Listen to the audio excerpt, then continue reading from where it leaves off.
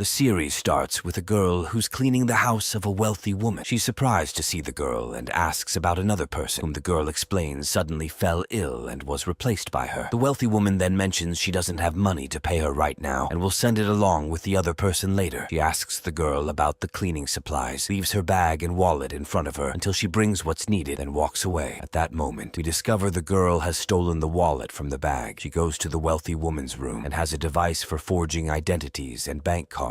She alters the cards with her picture and name, opens the wardrobe, tries on her clothes, and checks herself out. Then she goes to the bank to access the wealthy woman's safety deposit box. She takes advantage of the branch manager's love for cats by pretending to be upset over the death of her own cat, gaining his quick assistance and attention. However, as she leaves the bank, she finds the police and the wealthy woman waiting. They arrest her on the spot. At the same time, a police officer who works in Marine Unit Protection gets a call from the station asking him to come in. He's excited, thinking he finally has a case to handle. When he arrives, he's surprised to learn they just need him to transport the girl to her local precinct. Upon arriving at the precinct, his colleagues mock him, and the girl asks why they are making fun of him, but he doesn't respond. She notices they are working on a theft case involving a painting gallery. When he takes her to jail, she remarks that the thief seems clever and is distracting them, and there's a hidden clue not yet found by his colleagues. He mocks her, telling her she has 15 days to think it over. Later that night, she calls him, surprising him. She tells him she has a right to a call and contacted him because she knows which gallery the thief will target next. She tells him the name of the place. He asks how she knew such information. She reveals that the thief leaves a mark behind, the last of which resembles the logo of the gallery. He opens Google to check the place and logo and finds her information accurate. He realizes that solving this case and catching the thief could get him back to his detective office. He asks her what she gains from helping him. At that moment, she hangs up the call. He then goes to the gallery and finds the back door open. Upon entering, he sees a person tied up on the floor. Suddenly, someone hits him on the head, knocking him unconscious. Shortly after, the police arrive, wanting to know how he predicted the thief's presence at the gallery. In the police station, an officer is sitting with his boss, accompanied by the woman who helped him uncover the other side of the thief. Female officer suggests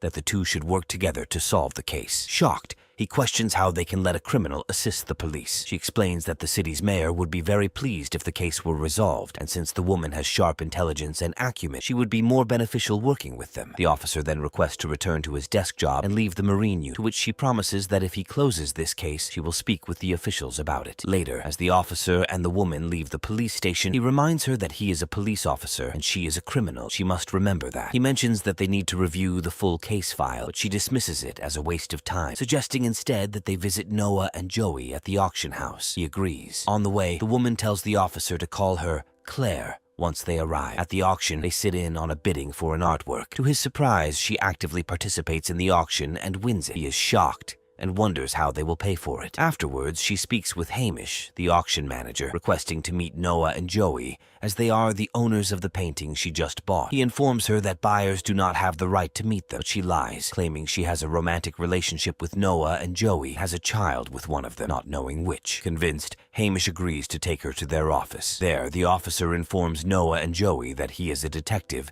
and needs the names of buyers who purchased their paintings. During this, the woman notices a mark on the floor. When they leave, she tears up the paper with the names, telling the officer that all the names are fake. She then expresses her hunger and need for food to think properly, tells her he will take her home and she should order delivery as she is not allowed to leave or move from her place. Upon reaching her large house, which resembles a wealthy family's home, she explains that she has many wealthy friends who lend her their homes when needed. A person named Ricky greets her at the door. Afterward, the officer leaves, warning her not to go outside. Late at night, she sneaks into Noah and Joey's office and opens a secret door in the office, located from the mark she saw on the floor. Surprised, she finds the officer behind her, who scolds her for being foolish as he was obviously going to watch her and not let her go unsupervised. When they open the secret door, they are shocked to find Joey dead on the floor. Soon after, the police arrive at the scene. The forensic team discovers that Joey was killed by a blow to the head, but the murder weapon is missing. The next day, the officer and the woman visit Noah and his wife, Penny. They interrogate them about the incident, and they reveal that they were at home all night. The officer then informs them that Joey's last phone call was to the Russian embassy, which shocks Noah. When Max and the officer leave Noah's, Max tells the officer that Joey must have had a connection with a person known as Caviar Stan, who could sell anything, even a fake Mona Lisa. The officer suggests they talk to Caviar Stan, but Max explains that it's not that simple because Caviar Stan is the son of a Russian diplomat and has legal protection. However, she mentions their there's someone who can help them with this. They then visit a person named George in prison, where the officer discovers that George is Max's father. Max asks him to help them meet Caviar Stan. George says it's difficult, almost impossible, but Max convinces him of the urgency. George tells her to contact someone named Teddy who can help. Max then finds out which hotel Caviar Stan frequents for poker games, goes there with the officer, disguised as a Russian woman from a prominent family named Irina. When Caviar Stan sees her, he welcomes her warmly, but is hesitant to have the officer around. Max reassures him that the officer is her boyfriend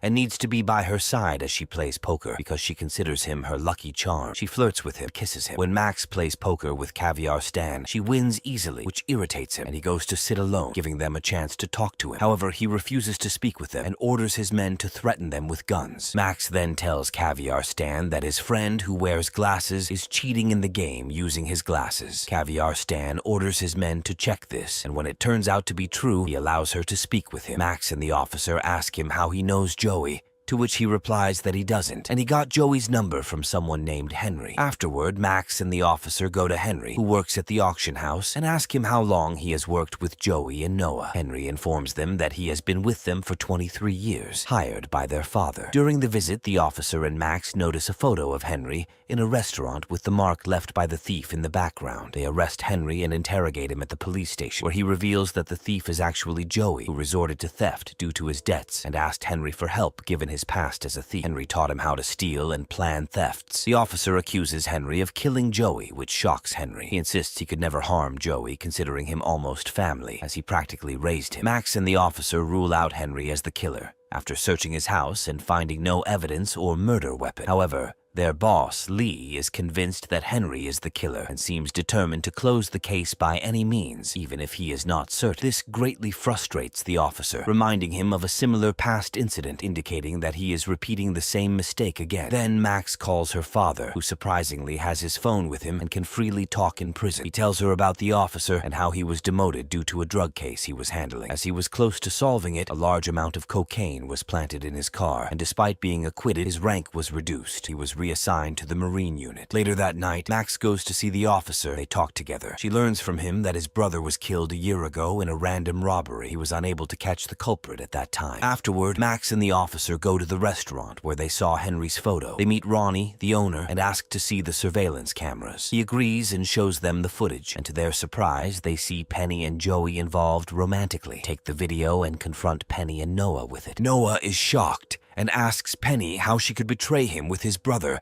and kill him. Penny angrily admits she wanted a different life than the one she was living, and Joey had promised her that. When she discovered he was deceiving her, they argued. She killed him unintentionally. Noah sits shocked by the unfolding events, and the police arrive and arrest Penny. The next day, Max and the officer are in the police station with Lee and Russo. Russo tells the officer that they will put him under observation for 2 months, and if he proves his worth, he will be reinstated to his office. As for Max, they say they cannot do anything because she is a thief. The officer then corrects them, stating Max is not a thief and did not steal the necklace from the wealthy woman's safe. What she stole was Maria's passport. He then presents Maria. Max embraces her. Max explains that Maria had been working for 20 years without pay under abusive conditions with the wealthy woman who had taken her passport to prevent her from leaving. Max was helping her by returning her passport to save her. Lee is surprised to learn Max did not steal the necklace. Despite this, the necklace is still missing. It is then revealed that the wealthy woman was arrested after the officer reported her, as she had the necklace all along at her house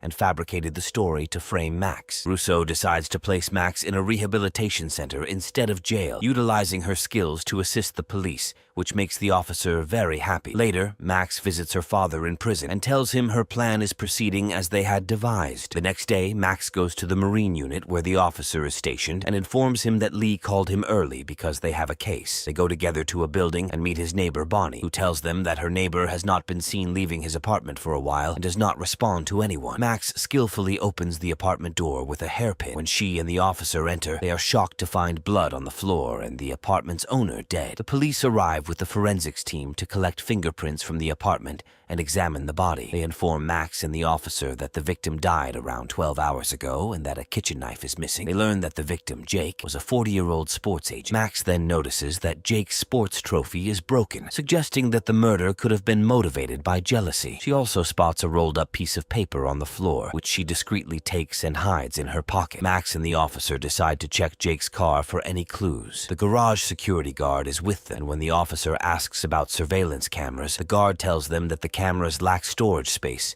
and don't retain footage. The officer is surprised to see that someone has smashed the car's window. Max suggests that Jake's killer must have really hated him. They then visit the company where Jake worked and meet with his boss, Bill, and Dr. Melvin. The officer asks Melvin how he knew Jake, and Melvin replies that some of his patients were Jake's clients. Meanwhile, Max distracts Jake's secretary and prints out his call log and client list. Upon reviewing the call log, the officer finds that Jake called a woman named Summer Lake 24 times before his death. They learn that she is a mixed martial arts athlete with 23 million followers, preparing for a match that could make her #1 in the championship. When they meet her, she tells them that Jake was probably calling about a video game deal that would feature the first female martial artist. She explains that she didn't respond to Jake's calls because she was on a flight back from Norway. She learned about his murder upon landing. At that moment, Summer receives a call from her doctor and apologizes before she has to leave. Max then tells the officer that the last call Jake received was also from a person named Kurt Moe, a currently unemployed sports agent. They go to a press conference he is hosting with his wife Candace present. Max notices that Candace is fidgeting with a piece of paper, same type that Max found in Jake's apartment. Pretending to be a journalist, Max confronts Kurt about his wife's alleged affair with Jake, shocking everyone. Later, at the police station, Max confronts Candace with the paper, revealing that they found her fingerprints on it. Candace breaks down and confesses to having an affair with Jake. Max and the officer then interrogate Kurt Moe, who admits that when he found out about the affair, he was blinded by anger. He went to Jake's apartment to confront him and ended up damaging his car out of jealousy, but he insists he did not kill him. Max notices that Kurt's shoes are the same type worn by the garage security guard, so they summon the garage security guard for questioning because the shoes he's wearing are far more expensive than his salary would suggest. They understand then that he lied about the surveillance cameras because he captured Kurt Moe damaging the car. Turns out Kurt Moe's business agent had paid him to hide the recordings. However, they all have strong alibis proving they didn't kill Jake. At the same time, Bill comes to the police station and argues with the officer, demanding that they no longer approach his clients or investigate them without a prosecutor's permission. The officer informs Bill that Jake's death is not in the best interest of his company and that he should cooperate to help himself. He then suggests Bill should talk to Haley, but not mention that he was the one who referred him. Afterward, the officer and Max learn that Haley participates in bike racing and Jake was with her on the night of the incident. When they speak with her, she is shocked to learn of Jake's death. She tells Max that Jake had helped her escape her father's exploitation and theft of her money, which made her fall in love with him before he left her, leading to their fight. At that moment, the officer notices a knife with blood on it in Haley's car bag. He approaches her and arrests her. Later, Max discusses Haley with the officer, convinced that she is not the killer, that there is a mystery in the case. The officer sits on his yacht, rereading the case file, then goes to Max because something has come up that he needs to verify. They reach the resort where Jake's ex-wife is staying. Max pretends to be a massage therapist to get the ex-wife to talk, learning from her that Jake had transferred £250,000 to a woman named Katrina before his death. The officer and Max then visit Katrina, who explains that the money was for her husband, Danny, a former football player. They ask to meet Danny, but Katrina is surprised and tells them that Danny has been dead for 3 years. She was shocked to suddenly receive money from Jake transferred to her husband's account just 2 days ago. The officer and Max sit together, puzzled by how everyone has such strong alibis. Max then recalls Jake's secretary, surely the person who knew the most about him. The next day, Max visits her office and engages her in conversation, learning that Summer Lake has a heart condition and can no longer participate in martial arts. Yet, Bill and Dr. Melvin have been lying to the athletes. Then Max goes to Bill, where Dr. Melvin is also present. She talks to them pretending to be a journalist wanting to conduct an interview. Unaware that she is working with the police alongside the officer, they readily agree. Max gives them microphones to attach to their clothes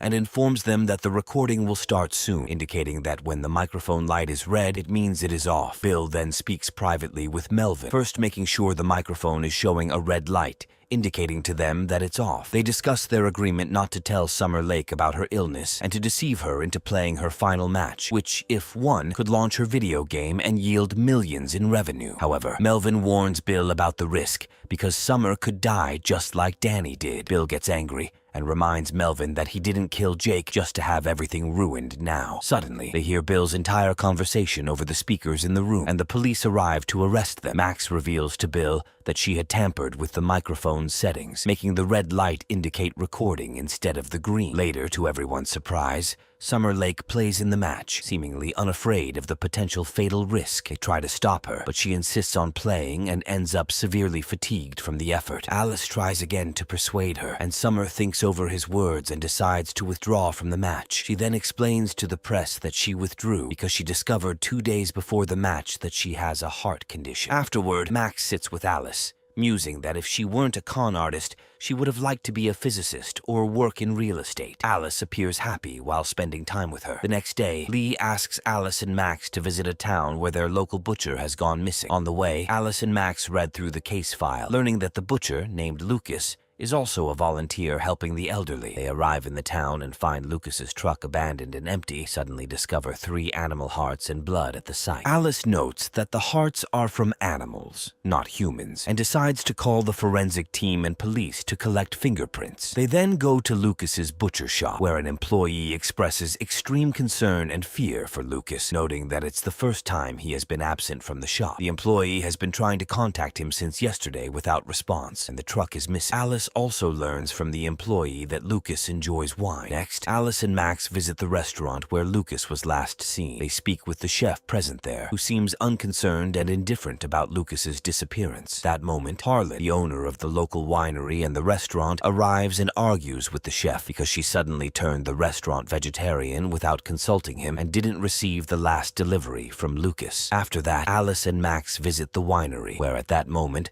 Harlan is talking with his clients. He becomes visibly upset when he sees a woman named Pam hanging pictures of animals on the wall. He leaves the clients and approaches her, removing the pictures from the wall, telling her that they frighten the customers. Alice and Max arrive at that moment and ask if there's a problem. Pam explains that she is involved in wolf conservation, and suddenly her wolves have disappeared. She is hanging their pictures everywhere in hopes that someone might see them and notify her. Harlan tells her that she's scaring the customers and ruining his wine festival. At that time, they notice crows circling in the sky, behavior which typically indicates a dead body. They go to check it out and indeed find Lucas's body. Pam talks to Max, assuring her that her wolves couldn't have done this. Then, Alice tells Max that there isn't much blood for the condition Lucas is in, indicating that he was likely dead before he was brought to that location. Alice, Max, and Pam then go looking for the wolves and find Lucas's truck. They discover a bag with chicken hearts, which Lucas was supposed to deliver to a man named Peter. When they visit Peter, he tells them he uses chicken hearts in his anatomy class, as he is a biology teacher. He appears very nervous and mentions he has a parent-teacher meeting shortly. As Alice and Max leave to get into their car and leave, they find someone has opened it and stolen something from inside. Suddenly, they see Peter driving away, indicating he lied about the parent-teacher meeting. They follow him until nightfall and eventually find him with others from the town performing what appears to be a ritual. The next day, Alice interrogates Peter, the chef, and a woman named Mona, all of whom were present at the ritual. They suspect them of being involved in Lucas's death, but they explain that the ritual was meant to release someone they loved from their hearts. They fear that they may have accidentally killed Lucas with a wrongly performed spell. Later, Lee shows them the forensic report, which indicates that Lucas died from a gunshot to the heart, fired from a very old and classic type of gun. Alice stays up all night reviewing the case file, and a colleague hands him Lucas's wallet, which they found with him. Inside the wallet, they discover a small bone. Alice then goes to Max to discuss the bone, recalling that Pam also has a similar bone. When they visit Pam, she tells them that she and Lucas had a love story, and the bone is known as a wishbone. Suddenly, Pam's device for tracking wolves rings, indicating that wolves are nearby. They go with her to search for the wolves and find a tunnel in the forest. They go down and are surprised to discover a hidden place containing wine. Realizing it belongs to Harlan, that he has been cheating by adulterating his wine, Max decides to go to Harlan while Alice stays in the tunnel. But soon after, Alice finds Harlan threatening him with a gun, forcing him to lay down his weapon. Alice then realizes that Harlan killed Lucas because he discovered the winery's adulteration, which could end his family's wine empire. Harlan mocks him, claiming to own the town. Just then, Max arrives with Harlan's clients, who are shocked to see him holding a gun to a police officer. Max decides to expose him in front of all his clients, who are live streaming the event, leading to his arrest. The next day, the police find the body of a surfer who died during a live stream at sea the previous night. Forensic analysis reveals wax under the victim's nails. Alice and Max are frustrated because Lee has brought other detectives into the case. At the police station, Lee discusses the case with the four of them, revealing that the victim, named Koa, was from Australia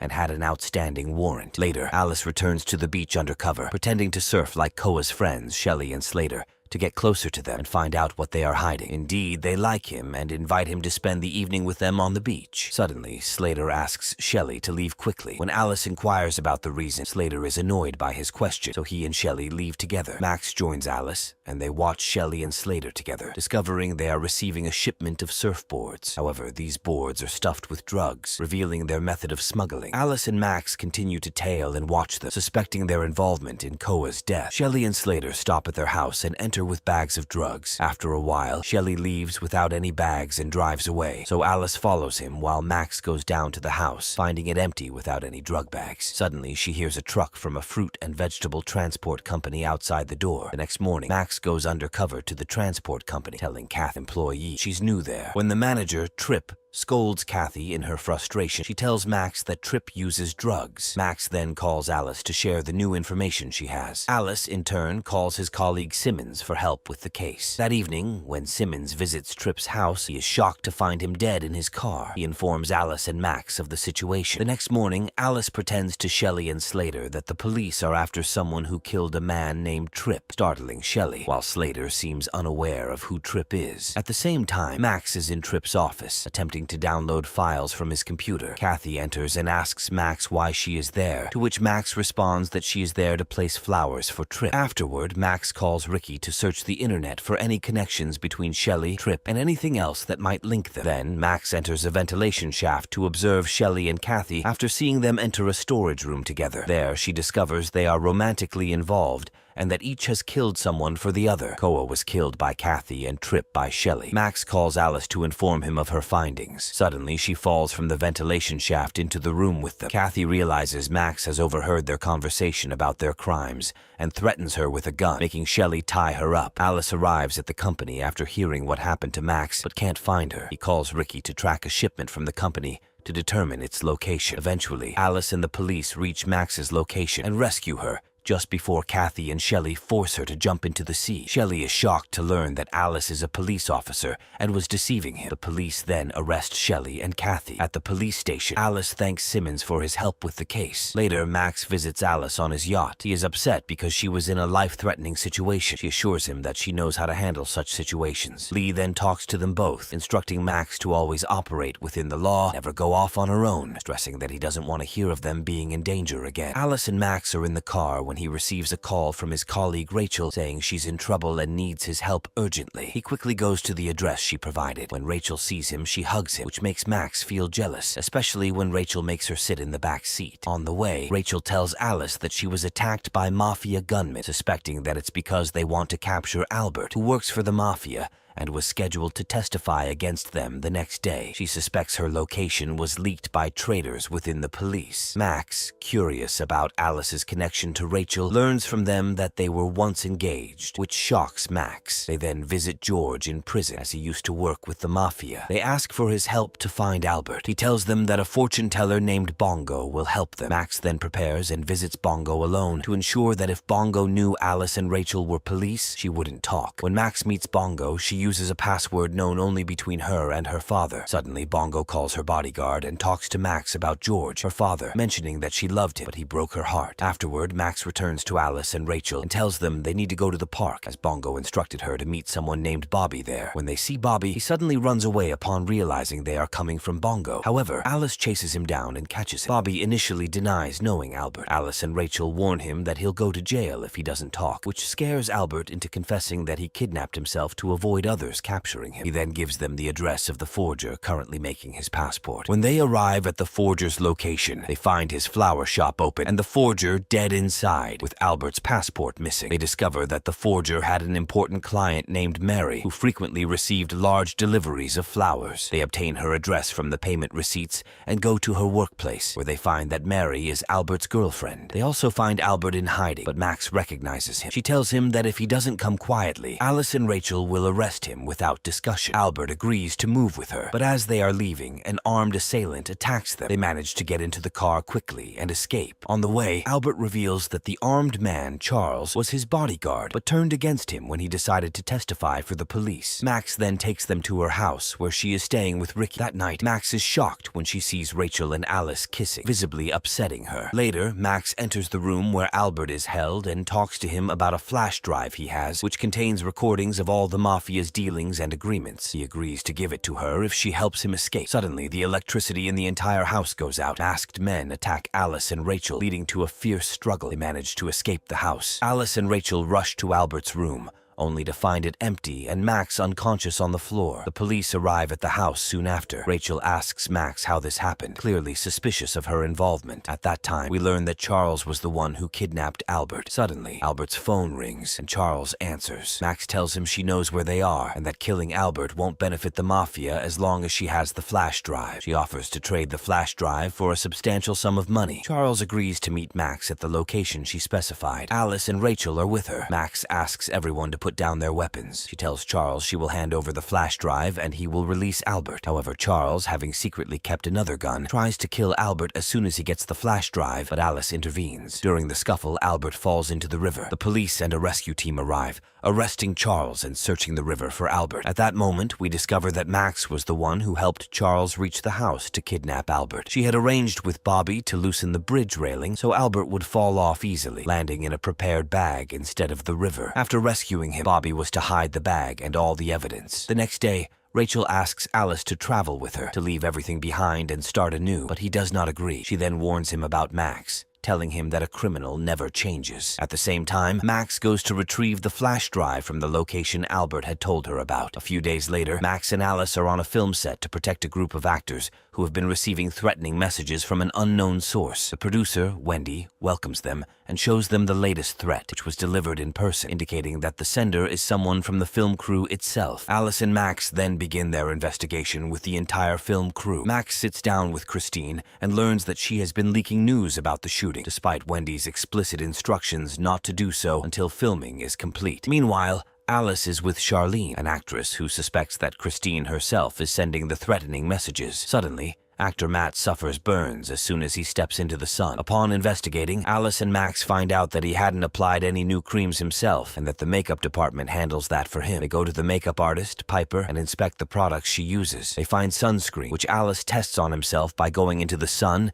and his hand burns. Piper is frightened and swears she didn't tamper with it. Alice asks her who else has access to the makeup tools, and she tells him that any member of the cast can access the makeup tools at any time. Alice and Max learn from Wendy that Matt had recently replaced his driver, even though his previous driver was close to him. Alice and Max then interview the former driver, who reveals that Christine had been in a relationship with Matt, but he had left her a week ago. Max confronts Christine with this information, suggesting her anger might be motive for revenge, but Christine vehemently denies any wrongdoing. Suddenly, everyone discovers that Andy, one of the actors, has been murdered. Given that no strangers had entered or exited the filming location, it is clear the killer is among them. The police and forensic team arrive at the site, and Alice and Max take the actors to the police station for further questioning. Then, Alice, together with Simmons and Max, opens Andy's phone and is surprised to find messages between him and the producer, Wendy, where they are arguing. Alice and Max then go to confront Wendy with what they saw on Andy's phone, including a video that proves Andy and Wendy were in a romantic relationship. Wendy tells them that Andy had been threatening to send these videos to her husband because he wanted her to sign him for a new TV show, even though she felt he wasn't right for the part. She insists, however, that she would never kill anyone as it would harm her work and the nearly completed TV series. Later, Alice and Max find Charlene, an actress, suffocating and unable to breathe. Quickly, Christine pulls out an epinephrine injection from her bag because Charlene has a severe peanut allergy. They all then discover that someone had switched her juice with one containing peanut butter. Then, Simmons and his colleague Yates discover a body on the road, which turns out to be Piper's mother. Piper is devastated when she learns about her mother's death. Consequently, all the actors' homes are searched, and Alice and Yates find Matt's car at his house,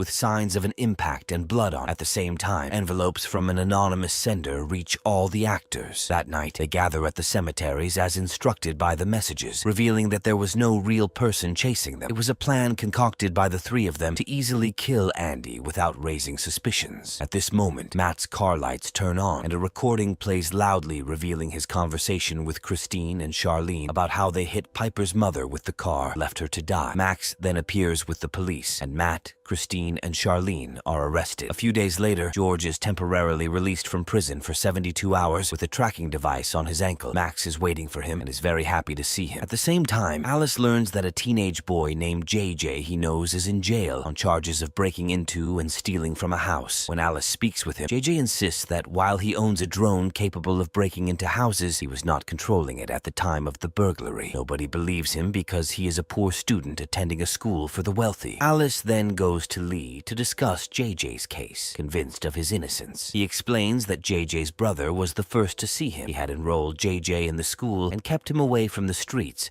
because he saw potential in him that could make him a significant person one day. It's not natural for him now to be in jail, potentially ruining his future over something he didn't do. Lee then asks Alice to find evidence proving JJ's innocence. After that, Alice goes to the school to gather more information about the students from Dana, the principal, and encounters Chris, teacher in his final year before retirement. When Dana learns that Alice wants to speak with the students, she completely refuses. Alice then calls Max, asking for her help. At that time, she is with her father, who decides to join them and help as well. The next day, Max disguises herself as a new teacher at the school and enters JJ's classroom. She asks the students about him, and Brittany happily reveals that JJ was arrested, saying that he doesn't belong with them at school because he is different. Meanwhile, Anne shows no opinion on the matter because she is focused on the robotic child she created. At the same time, Simmons speaks with JJ, urging him to reveal how he hacked the home's and school's surveillance cameras if he really isn't the thief. He warns JJ that protecting someone else won't be in his best interest. Then Alice, together with Max and her father, discussed that a child's voice was heard in the camera recordings, although there are no children in the house. Max then goes back to the school, convinces Anne to hand over the robotic child, claiming it's crying now and will distract her from her studies. Convinced, Anne hands it over, and Max throws it out the window where Ricky catches it and hands it over to George and Alice. That evening, Alice and Max interrogate Anne at the police station, revealing that the sound of her robotic child was heard in 3 different home burglary operations. Frightened, Anne gets nervous and confesses that she wasn't alone. Brittany and Vince were with her at the time. The police then summon Brittany and Vince for questioning. They confess that they committed the burglaries to join a secret society known as Skull and Key and show them messages from the society. They admit that JJ had nothing to do with the crimes. They had stolen his drone without his knowledge. Alice and Max then want to reach the person exploiting children for thefts. When they show the messages to Dana, she claims they are forgeries, revealing that she is a member of the society, which she insists is a peaceful educational group, not one that incites children to steal. Alice, Max, and George decide to set up a plan with Brittany, Vince, and Anne. They continue to act normally in response to the messages they receive while being monitored to identify the sender. Eventually, they discover that the sender is Chris, the teacher. When confronted, he doesn't deny his actions and explains that he was compelled by financial needs as his salary was insufficient, and despite over 2 decades of service, his contributions had never been appreciated. When JJ is released from prison, Vince goes to apologize for stealing his drone and for not speaking up about the surveillance footage that could have exonerated him. However, JJ is upset and refuses to accept his apology. At that time, Max bids farewell to her father as he returns to prison, his 72-hour release period having ended. The next day, Alice and Max go to a crime scene and find a body in the swimming pool of the house where the crime occurred. There's a lot of money thrown in the pool along with the body. The forensic team tells them that the crime happened at 8 p.m. and the victim is a doctor named Sophie, who was killed before being thrown into the pool. At that time, Sophie's business manager Daphne arrives. Alice and Max interrogate her about her insistence on entering the house, and she tells them that she needs to retrieve Sophie's laptop because it contains the dream interpretation book Sophie wrote, which would be a big problem if stolen. Alice informs her that the laptop is with them as it might contain evidence, and he wants to know where she was the previous night. She tells them that she was at a conference in London and returned at 6 a.m., showing them her flight ticket as proof. Then Alice and Max, along with Daphne, visit the spa that Sophie owned. They are there as the spa hosts a memorial event for Sophie. The announcer, Wendell, speaks about Sophie and suddenly confesses that he killed her. shocking everyone. Alice and Max then interrogate him, feeling from his response that his confession is rehearsed and strange. Max discovers that Sophie's books are about her patient's sufferings but with changed names. She learns that David, written about in the books, is actually Wendell, who was under her hypnosis. This leads Max to suspect that Wendell's confession to killing Sophie was given while he was under hypnosis. Alice and Max decide to go to the spa and pretend they need treatment with hypnosis to find out who else besides Dr. Sophie knows how to use hypnosis. They speak to each doctor one by one to gather more information about Sophie. As Alice and Max leave the spa, Max learns from Dr. Joan that Daphne and Dr. C might be connected to Sophie's death. They interrogate Daphne again, finding out that Sophie had fired her before her death, which Daphne had lied about, claiming she needed the laptop for work. Daphne breaks down, admitting that after 5 years of working with Sophie, who then had someone else inform her of her firing, she felt betrayed. Daphne asserts that she helped build Sophie's success and fame, but insists she would never kill Sophie, regardless of the situation. Max realizes that Joan was misleading them and using hypnosis. They go to her house, confronting her. Scared, Joan tries to escape and nearly jumps from her balcony, confessing she didn't mean to kill Sophie. She explains that she lived her life being exploited, doing Sophie's research and writing her books, which brought Sophie fame. When she demanded recognition, Sophie mocked her. Joan tried to take money from Sophie and leave, but Sophie tried to stop her, leading Joan to unintentionally strike her with a sharp object. Max calms her down, promising that Daphne will publish the book Joan wrote under her own name this time. Even if Joan goes to prison, people care more about the content than who wrote it. Joan is persuaded by Max's words and steps back from the ledge. The next day, Max is in the bank when suddenly a group of armed robbers storm in. They force the employees and customers to sit on the floor and hand over their mobile phones. One of the criminals takes a security guard to the camera room to turn off and disable the cameras. During this time, Alice tries to call Max, but she doesn't answer, which worries him greatly. He calls Rick, who tells him that she went to the bank. When Alice uses a tracking device installed in her mobile, it confirms that she is still inside the bank. Alice then calls Lee to send a police car to the bank. When the police arrive at the bank, they are surprised to find it locked. They watch as the robbers exit the bank, only to be met by the police,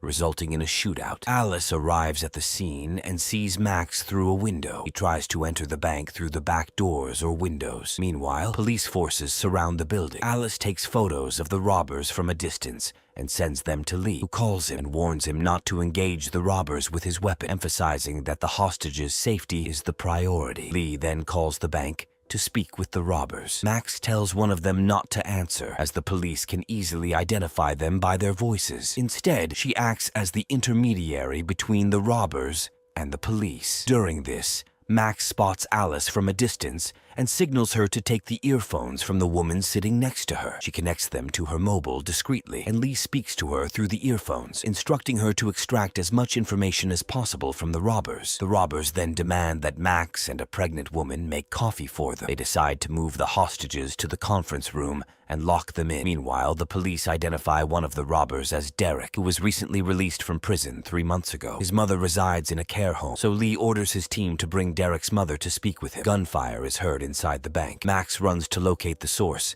and finds Derek has shot Alice. She collapses in fear for Alice's life. Afterward, Max treats Alice amidst the hostages, after Derek allows her to do so, not wanting to complicate his situation with a police killing. Max whispers something to Alice in his ear. The robbers then take the pregnant woman to use as a shield against the police while escaping from the bank. However, the pregnant woman fakes going into labor and collapses, allowing the police to storm in and apprehend the robbers. When Alice and Max finally exit the bank, the pregnant woman is also arrested. She is taken to the station for interrogation. Max reveals to her that she knew the woman was with the robbers, having seen her attempting to break into the safety deposit boxes. Alice shows her photos of her with Derek and his mother at the care home. It turns out she isn't pregnant but wearing a prosthetic belly. The next day, Lee sits down with Alice and Max, upset because they broke protocol, putting their own lives and the lives of the hostages at risk. Alice responds, saying that when he was shot at, Max didn't hesitate to rush to his side. He asserts that if a fellow officer had acted similarly, none of them would have been killed or injured. Then, taking Max with him, they leave the scene. Later, Alice drops Max off at her home, and it's apparent that they have deep feelings for each other. Just as Alice is about to confess his love, a man from inside the house calls out to her, leaving him shocked when he learns the man is her husband, Olivier. Olivier then confronts Max,